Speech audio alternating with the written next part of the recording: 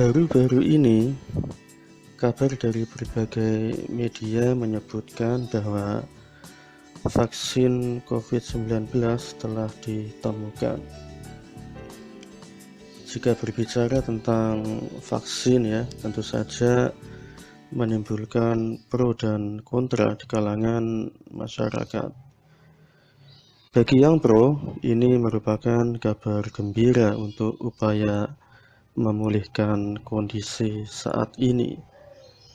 Kemudian bagi yang kontra, mereka akan merasa was-was apakah vaksin yang ditemukan ini benar-benar ampuh untuk mengatasi virus tersebut.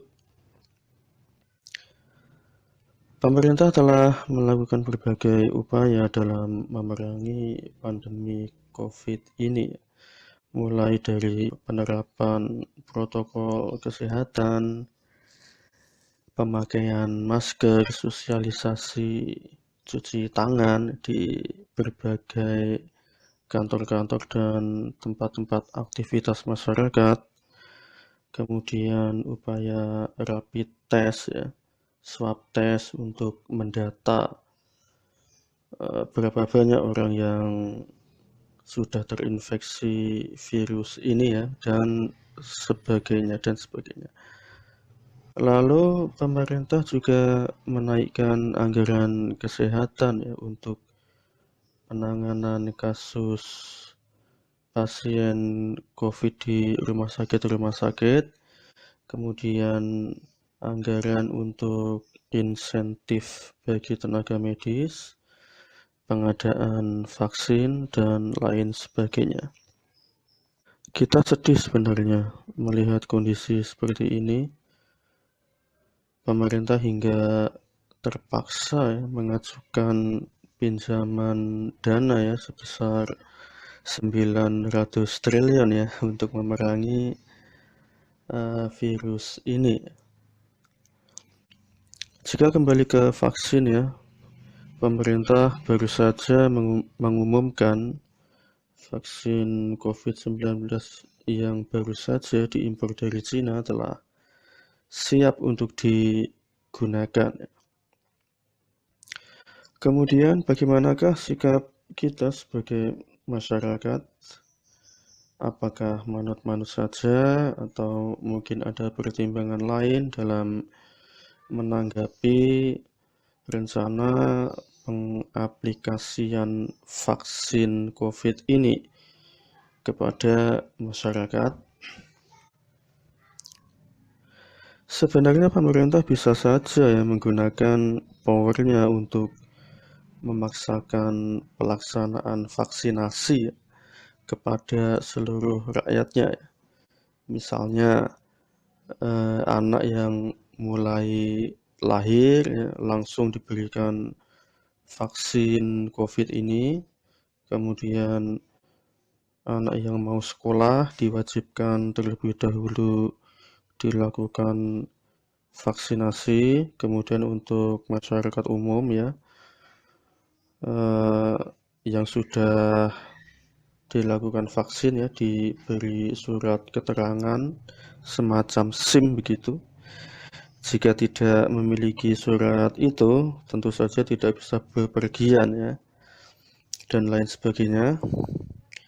Kemudian penerapan sanksi ya, mungkin bagi yang menolak dilakukan vaksin ya, akan dilakukan karantina seumur hidup ya.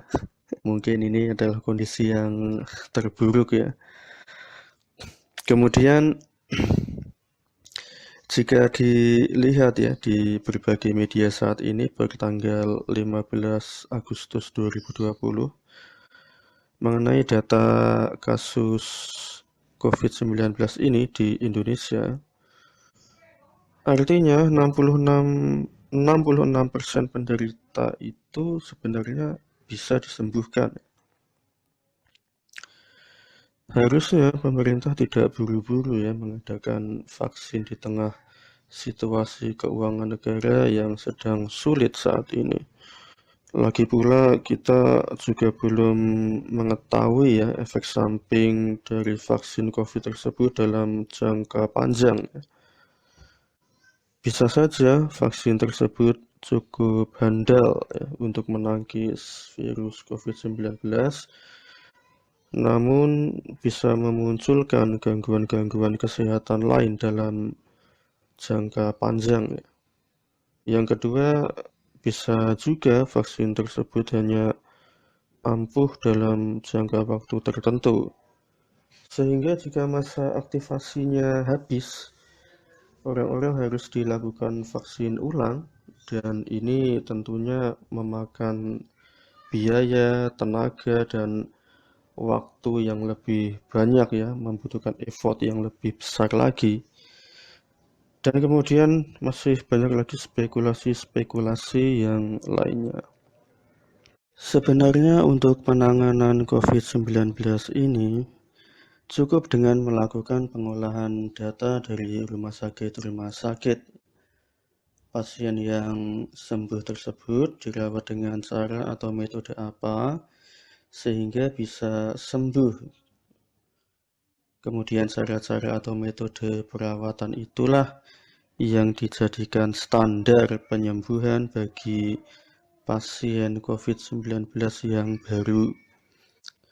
Kemudian untuk upaya pencegahan, cukup dengan penerapan protokol kesehatan secara baik ya, yakni menjaga pola hidup sehat, sering mencuci tangan, makan makanan bergizi, nutrisi seimbang, olahraga yang cukup, istirahat yang cukup, dan juga jangan lupa berdoa kepada Allah Subhanahu wa Ta'ala, Tuhan yang Maha Kuasa ya, meminta perlindungan dari segala macam mara bahaya.